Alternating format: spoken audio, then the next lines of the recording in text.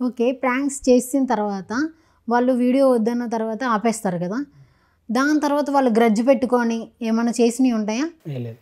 ఏం లేవా? ఏం లేవు అంతే. వాళ్ళకి మేము అట్లా అన్నా కానీ కూడా మేము వాళ్ళకి సారీ చెప్పేస్తాం, అక్కడికి అయిపోతుంది. బాగా ఫన్నీ అయింది ఏమన్నా ఉందా?